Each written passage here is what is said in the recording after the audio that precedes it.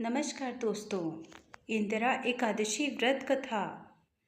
धर्मराज युधिष्ठिर कहने लगे कि हे भगवान, मैंने भाद्रपद शुक्ल एकादशी अर्थात पार्श्व एकादशी का सविस्तार वर्णन सुना।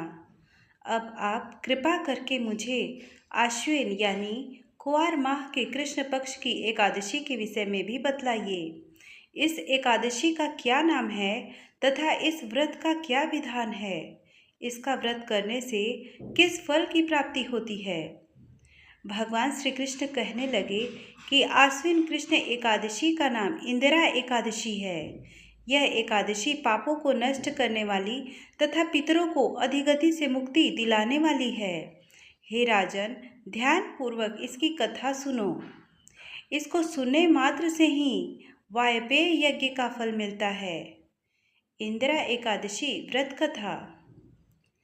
प्राचीन काल में सतयुग के समय में महिष्मती नाम की एक नगरी में इंद्रसेन नाम का एक प्रतापी राजा धर्मपूर्वक अपनी प्रजा का पालन करते हुए शासन करते थे। वह राजा पुत्र, पौत्र और धन आदि से संपन्न और भगवान विष्णु के परम भक्त थे। एक दिन जब राजा सुखपूर्वक अपनी सभा में बैठे थे तो आकाश मार्ग से महर्षि नारद उतरकर उनकी सभा में आए। राजा उन्हें देखते ही हाथ जोड़कर खड़े हो गए और विधि पूर्वक आसन व अर्घ्य दिया। सुख में बैठकर मुनि ने राजा से पूछा, हे राजन, आपके सातों अंग कुशलता पूर्वक तो हैं, तुम्हारी बुद्धि धर्म में और तुम्हारा मन विष्णु की भक्ति में तो रहता है। देवर्षि नारद की ऐसी बातें सुनकर राजा ने कहा, हे महर्षि, आपकी कृपा से मेरे राज्य में सब कुशल है तथा मेरे यहाँ यज्ञ कर्मादि सुकृत हो रहे हैं। आप कृपा करके अपने आगमन का कारण कहिए। तब ऋषि कहने लगे कि हे राजन, आप आश्चर्य देने वाले मेरे वचनों को सुनो। मैं एक समय ब्रह्मलोक से यमलोक को गया। वहाँ श्रद्धापूर्वक यमराज से पूजित होकर मैंने धर्मशील और सत्यवान धर्मराज की प्रशंसा की। उसे यमराज की सभा में महान ज्ञानी और धर्मात्मा तुम्हारे पिता को एकादशी व्रत भंग होने का कारण देखा। उन्होंने संदेशा दिया, सो मैं तुमसे कहता हूँ। उन्होंने कहा कि पूर्व जन्म में कोई विघ्न हो जाने के कारण मैं यमराज के निकट रह रहा हूँ। सो हे पुत्र, यदि तुम आश्विन कृष्ण इंदिरा एकादशी का व्रत मेरे निमित्त करो तो मुझे स्वर्ग की प्राप्ति हो सकती है। इतना सुनकर राजा कहने लगा कि हे महर्षि, आप इस व्रत की विधि मुझसे कहिए। नारद जी कहने लगे, आश्विन माह के कृष्ण पक्ष की दशमी के दिन प्रातः काल श्रद्धापूर्वक स्नानादि से निवृत्त होकर पुनः दोपहर को नदी में जाकर स्नान करो।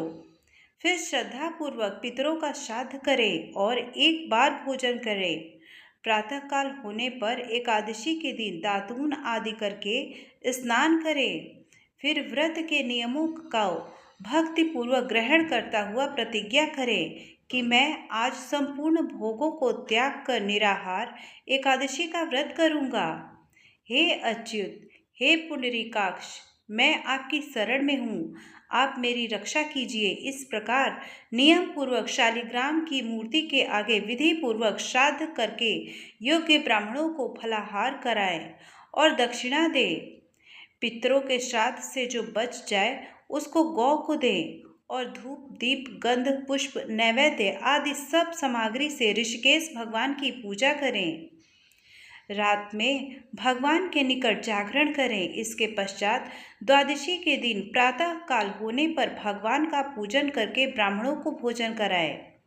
भाई बंधुओं, स्त्री और पुत्र सहित आप भी मौन होकर भोजन करें। नारद जी कहने लगे, हे राजन, इस विधि से यदि तुम आलस्य रहित होकर इस एकादशी का व्रत करोगे तो तुम्हारे पिता अवश्य ही स्वर्गलोक को जाएंगे। इतना कहकर नारद जी अंतर ध्यान हो गए। नारद जी के कथनानुसार राजा द्वारा अपने बांधवों और दासों सहित व्रत करने से आकाश से पुष्प वर्षा हुई और उस राजा का पिता गरुड़ पर चढ़कर विष्णु लोक को गया। राजा इंद्रसेन भी एकादशी के व्रत के प्रभाव से निष्कंटक राज्य करके अंत में अपने पुत्र को सिंहासन पर बैठाकर स्वर्गलोक को गया। हे युधिष्ठिर, यदि तुम इंदिरा एकादशी के व्रत का महत्व, ये जो मैंने तुमसे कहा है, इसको पढ़ने और सुनने मात्र से मनुष्य के सब पाप छूट जाते हैं और सभी प्रकारों के भोगों से भोगकर बैकुंठ को प्राप्त होते हैं। दोस्तों, ये थी इंदिरा एकादशी की व्रत कथा। धन्यवाद।